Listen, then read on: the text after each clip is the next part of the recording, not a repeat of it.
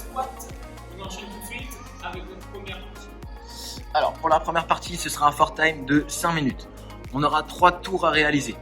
Pour l'option A, ce sera 5 sot press debout. Donc la barre au niveau de la nuque, prise arrachée, donc prise large. On va venir développer en poussant, en tendant bien les bras et on ramène la barre au niveau de la nuque. Pour l'option B, ce sera 5 sot press mais en position de squat profond. Donc même principe, la barre part de la nuque, je viens développer bras tendus. Une fois que j'ai fait mes 5 répétitions, je me redresse. Et pour l'option C, ce sera exactement pareil, 5 sot press en position de full squat. À la suite de ces 5 répétitions, on viendra faire pour l'option A 20 lunges avec un manche à balai. Pour l'option B, 20 lunges avec également un manche à balai. Et pour l'option C, 20 lunges mais avec une barre à vide. Donc un fort time de 5 minutes, 3 tours à réaliser. Ensuite, on va passer tout de suite à la partie B. Donc là, ce sera un fort time de 15 minutes. Cette fois-ci, on aura 5 tours à réaliser. Pour l'option A, ce sera 8 snatch balance. Donc la barre part au niveau de la nuque. Je vais effectuer un dip. Et je vais ensuite venir me glisser pour chuter sous ma barre. Donc 8 répétitions. Pour l'option B, ce sera pareil. 8 snatch balance avec soit une barre à vide ou une charge légère. Et pour l'option C, même principe, 8 snatch balance, mais cette fois-ci avec une kettle ou une dumbbell. Donc il y aura 4 répétitions à faire par bras, donc on travaille en unilatéral.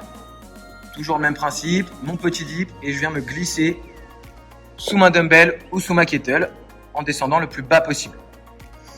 Après chaque tour, on aura 90 secondes de récupération. Le but ici, c'est de rester stable à la réception. Donc cherchez vraiment à être stable sur ses appuis en position basse. Donc un fort time de 15 minutes avec 5 tours à réaliser. Pour la partie C, ce sera un étumum de 12 minutes. Donc pour l'option A, on aura 3 overhead squats à réaliser avec un manche à balai. La particularité, c'est qu'on aura 5 secondes de pause en position basse. Donc je pousse dans ma barre et une fois que je suis en position basse, le poids du corps bien dans mes talons, je viens maintenir 5 secondes en position basse pour chercher à bien me stabiliser.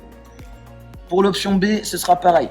3 overhead squats avec 5 secondes de pause en bas, mais cette fois-ci, on va rajouter une petite charge légère, pas trop lourde, mais un petit peu de charge quand même. Et pour la partie C, ce sera le même principe, 3 overhead squats avec 5 secondes de pause en bas. Et cette fois-ci, on viendra travailler avec une dumbbell ou une kettlebell. On viendra alterner le bras à chaque passage. À la suite de ces 3 répétitions, que ce soit pour l'option A, B ou C, on viendra réaliser 6 overhead lunges. Donc que j'ai un manche à balai, une barre à vide, une kettle ou une dumbbell, je viens bien être actif au niveau de mes épaules, je pousse fort vers le haut et je viens réaliser une lunge. Donc genou arrière au sol sous ma hanche, genou avant au-dessus de ma cheville, je pousse dans ma jambe avant et on alterne bien une fois à droite et une fois à gauche. Donc un étumum de 12 minutes, le reste du temps, je récupère. Et enfin, on finira avec la partie D. Donc là, ce sera un AMRAP de 12 minutes. On commencera avec 8 burpees over soit le balai, soit la barre à vide, soit la dumbbell ou la kettle. Donc 8 burpees over, je viens sauter au-dessus de mon objet.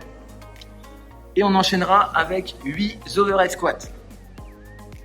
Comme on a vu depuis le début, on récupère son objet, on est bien actif avec les épaules, on pousse la charge bien vers le haut, on pousse les fessiers vers l'arrière, on descend, on cherche à casser la parallèle et on remonte en extension complète des hanches et des genoux. Donc pour l'option A, ce sera à réaliser avec un balai, pour l'option B, avec une barre à vide, pour l'option C, avec une dumbbell et une kettlebell. Donc l'objectif, c'est de faire un maximum de tours pendant ces 12 minutes et de rester le plus propre possible sur ces overhead squats. Voilà, j'espère que ça vous plaira et on se retrouvera la semaine prochaine pour une nouvelle vidéo spécifique overhead.